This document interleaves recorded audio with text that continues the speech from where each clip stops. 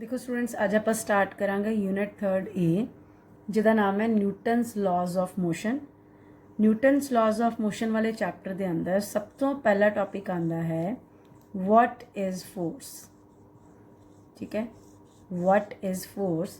और सानू सबनों पता है, तुसी छोटियां क्लासेस च पढ़िया फोर्स इज़ जस्ट पुश और पुल, लेकिन हुण तुसी पुश और पुल नहीं कहना, इनू असीं थोड़ा जिहा इलैबोरेट करांगे कि अगर कदी भी किसी बॉडी की स्टेट नूं आपां चेंज करना है, मीनस अगर कोई बॉडी रेस्ट है उन्होंने मोशन च लैके आना है, या कोई बॉडी मोशन च है उन्होंने रेस्ट ते लैके आना है, या किसी की भी डायरैक्शन नूं चेंज करना है।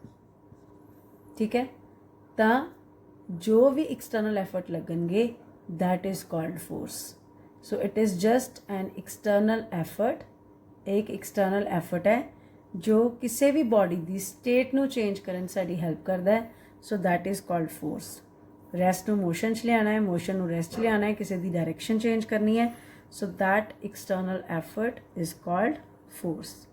ठीक है, हुण जिहड़ी भी क्वांटिटी आपां पढ़नी है उहदे SI यूनिट्स, उहदे डायमेंशनस और उहदी नेचर तुहानूं क्लीयर होनी चाहिए है।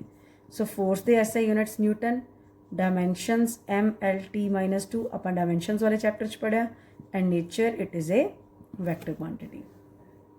फोर्स किन्ने तरह की है, कि इहदियां डिटेल्स है, ये आप अगे पढ़ांगे। सो मैनूं उम्मीद है सबनों डेफिनेशन क्लीयर हो गई what is force.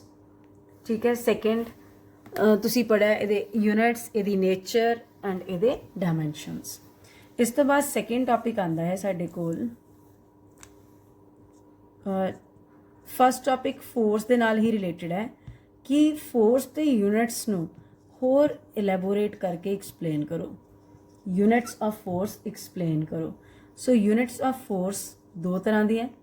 One is called gravitational units and second called absolute units. Absolute units are further divided into two: SI units and CGS units, Newton and dyne, and 1 Newton किन्ने dyne दे बराबर 10⁵ dyne. Gravitational units, they are further divided into two: kilogram force and gram force. Kilogram force का दूसरा नाम है kilogram weight और gram weight. So these are the absolute and gravitational units are the basic units of force. So force के अगर आप units में elaborate करिए तो साढ़े कोल दो तरह की यूनिट्स है. इन्हों फर्दर इलैबोरेट करिए तो SI units newton, CGS dyne, और ग्रेविटेशनल यूनिट्स है किलोग्राम फोर्स और ग्राम फोर्स. हुण इन्हां दा रिलेशन तुहानूं आपस दे विच और कन्वर्जन प्रॉपरली आनी चाहिए है, जो +2 +1 न्यूमैरिकल्स दे विच यूज़ होंदी है. जनरली आंदा है किसी भी न्यूमैरिकल के अंदर कि force is given 20 kilogram force, और इस फोर्स नूं तुसीं न्यूटन च कन्वर्ट करो. जिन्ने भी न्यूमैरिकल्स है आप सारे न्यूमैरिकल्स SI यूनिट्स दे विच सॉल्व करने होंदे है, ग्रेविटेशनल यूनिट्स च सॉल्व नहीं करने. इसदा मतलब कि किलोग्राम फोर्स आ जाए, ग्राम फोर्स आ जाए, तो सब तो पहले सानूं उहनूं न्यूटन च कन्वर्ट करना पेगा, फिर आप अपने न्यूमैरिकल दे विच फोर्स की वैल्यू यूज़ कर सकते होवांगे. ठीक है जी. हुण कन्वर्जन तुसीं याद रखनी है, नोट्स दे विच भी लिखी है. 1 किलोग्राम फोर्स नूं अगर आप न्यूटन च कन्वर्ट करना है तो इस टर्म नूं 9.8 और 10 नाल मल्टीप्लाई कर दो. So this comes out to be in newton. अगर आ जाए ग्राम फोर्स, ग्राम फोर्स नूं तुसीं पहले 1000 नाल डिवाइड कर दो, ये किलोग्राम फोर्स च कन्वर्ट हो जाएगा. फिर इस किलोग्राम फोर्स की वैल्यू जो भी आई उन्होंने 9.8 और 10 ना मल्टीप्लाई कर दो, ये न्यूटन जा जाएगा.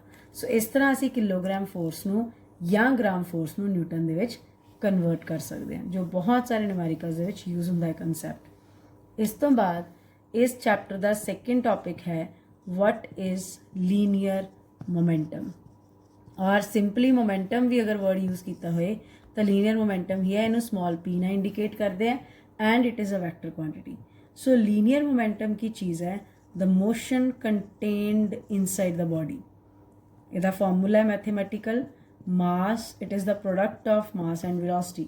किसी भी बॉडी के अंदर कितनी मोशन कंटेन्ड है ये डिसाइड करता है मोमेंटम.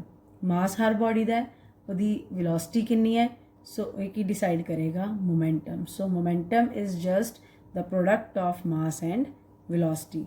सो ये SI यूनिट्स लिखांगे. SI units of momentum. ठीक है, मास दे की है किलोग्राम, वेलोसिटी दे की है metre per second. So kilogram metre per second is the SI unit of momentum. ਇਹਦੀ nature it is a vector quantity. फिर इस तो बाद यूनिट्स हो गए, नेचर हो गई, ये डायमेंशनस. और डायमेंशनस तुसी सीखे मास दे m, वेलोसिटी दे LT-1.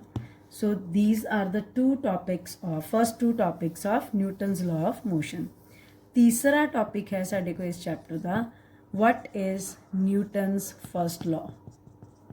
न्यूटन्स फर्स्ट लॉ की है और इसका दूसरा नाम है law of inertia. Newton's first law ਨੂੰ एक्सप्लेन करो और लॉ ऑफ इनर्शिया एक्सप्लेन करो. सो न्यूटन्स फर्स्ट लॉ की है, अगर कोई बॉडी रेस्ट पे है तो रेस्ट पे ही रहेगी, अगर कोई बॉडी मोशन च है तो मोशन च ही रहेगी, अनलैस एंड अनटिल ਆਪਾਂ कोई एक्सटर्नली फोर्स ना अप्लाई करिए. अगर कोई ऑब्जेक्ट खड़ा है तो हमेशा जिंदगी दे विच खड़ा ही रहेगा, अगर मोशन च है तो मोशन च ही रहेगा, अनलैस एंड अनटिल ਆਪਾਂ कोई बाहरों एक्सटर्नल फोर्स ना लगा दिए. So that is called Newton's first law.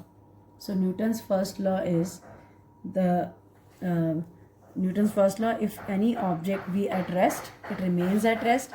If any object will be in motion, it remains in motion unless and until external force is applied. So that is called Newton's first law. ਹੁਣ Newton's first law actually inertia ने explain कर रहा है, इस करके इसका नाम रखा गया law of inertia also. Inertia की चीज़ है body the inability to change its state by itself. कोई भी बॉडी अपनी स्टेट अपने आप नहीं बदल सकती. So the inability of a body to change its state by itself is called inertia. ਉਹਨੂੰ ਅਸੀਂ इनर्शिया कहने हैं. ਇਹਦਾ मतलब फर्स्ट लॉ तो इनर्शिया दोनों ऑलमोस्ट सेम चीज़ है. फर्स्ट लॉ इनर्शिया ਨੂੰ एक्सप्लेन कर रहा है. सो कोई भी बॉडी अपने आप अपनी स्टेट ਨੂੰ चेंज नहीं कर सकती. अगर मेरा पेन ਇੱਥੇ ही ਪਿਆ है तो अपने आप भजन नहीं लग जाएगा, इमोशन च नहीं आ जाएगा अनलेस एंड अनटिल मैं बाहरों कोई एक्सटर्नल फोर्स नहीं लगाऊंगी. So that is inertia.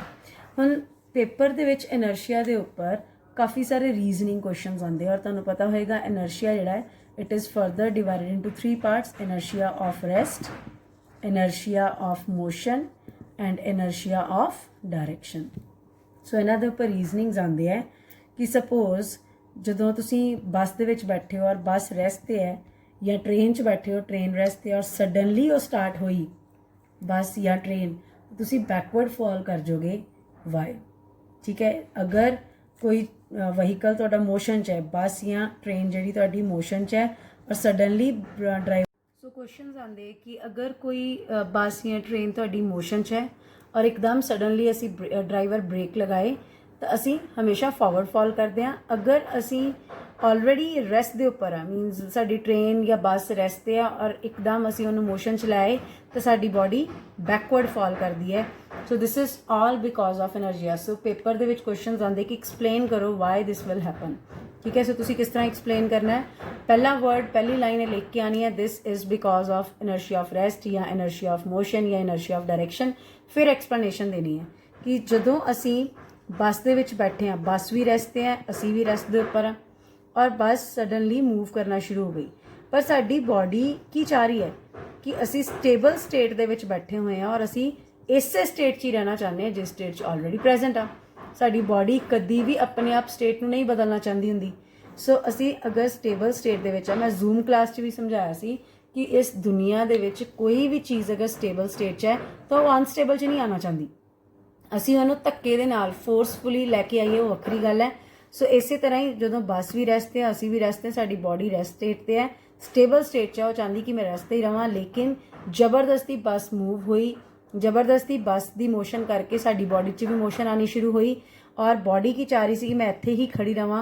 बस फॉरवर्ड डायरैक्शन च मूव हुई, बॉडी इत्थे ही रहना चाहती सी, इस करके सडन सानू किधर झटका लगता है, बैकवर्ड साइड ते, क्योंकि असी पिछे ही रहना चाहते हैं, बस अगे नू मूव हो जाती है, असी अपनी स्टेबल स्टेट च ही रहना चाहते हैं. सो इस करके वी फील बैकवर्ड जर्क. ठीक है जी, ਇਸੇ ਤਰ੍ਹਾਂ ਹੀ ਅਸੀਂ ਬਾਕੀ ਕੁਐਸਚਨਸ ਨੂੰ ਵੀ ਐਕਸਪਲੇਨ ਕਰ ਸਕਦੇ ਹਾਂ। ਸੋ ਤੁਹਾਡੇ ਨੋਟਸ ਦੇ ਅੰਦਰ ਜੋ ਮੈਂ ਹੁਣੇ PDF ਭਿਜਵਾਵਾਂਗੀ ਉਹਦੇ 'ਚ ਕਾਫੀ ਸਾਰੇ ਰੀਜ਼ਨਿੰਗ ਕੁਐਸਚਨਸ ਹੈ। ਪੜ੍ਹ ਕੇ ਅਗਰ ਪ੍ਰੋਬਲਮ ਆਉਂਦੀ ਹੈ ਤਾਂ ਮੈਨੂੰ ਡਾਊਟ ਪੁੱਛ ਲੈਣਾ। ਇਸ ਤੋਂ ਬਾਅਦ ਅਸੀਂ ਕਰਨਾ ਹੈ, ਸਾਡਾ ਨੈਕਸਟ ਟੌਪਿਕ ਆਉਂਦਾ ਹੈ Newton's second law. What is Newton's second law? So Newton second law की है, एक्सटर्नल फोर्स या force, total force on a system is directly proportional to rate of change of linear momentum. किसी भी body का linear momentum या momentum किस तरह change हो रहा है विद रिस्पैक्ट टू टाइम, ਉਹਦੇ ਉੱਪਰ ਡਿਪੈਂਡ ਕਰਦਾ ਹੈ ਕਿ ਕਿੰਨੀ ਆਪਾਂ ਨੂੰ ਫੋਰਸ ਲਗਾਉਣੀ ਹੈ। ਸੋ ਕਿਸੇ ਵੀ ਬਾਡੀ ਦੇ ਉੱਪਰ ਕਿੰਨੀ ਫੋਰਸ ਆਪਾਂ ਨੂੰ ਲਗਾਈਏ, that is dependent on, this is dependent on rate of change of linear momentum। ठीक है जी। अगर आप इन्हें ओपन करांगे एक कांस्टेंट आ जाएगा k dp अपॉन dt और इस कांस्टेंट की वैल्यू होंगी है 1। सो साढ़े को फॉर्मूला आ गया, total force on a system is equal to rate of change of linear momentum. ठीक है। इस तो बाद साढ़े को न्यूटन सैकेंड लॉ इसलिए इंपॉर्टेंट है क्योंकि न्यूटन सैकेंड लॉ फोर्स की डेफिनेशन एक्सप्लेन करता है। न्यूटन्स फर्स्ट लॉ किनू एक्सप्लेन करता है, इनर्शिया नू, नेचर ऑफ द फोर्स।